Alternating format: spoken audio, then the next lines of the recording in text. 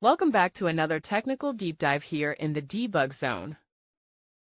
Today we're tackling a big question and breaking it down with insights from other users.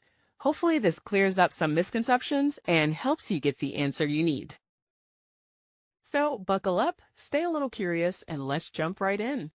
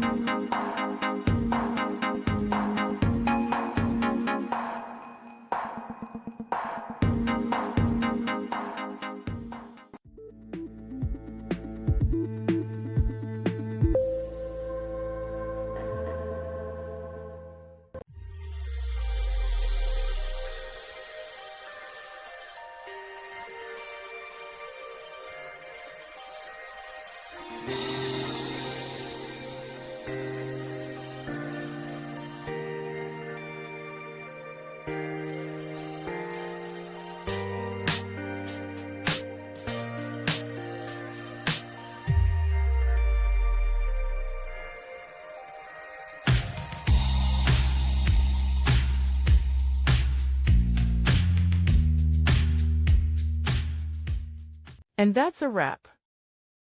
I hope you found the answer you were looking for.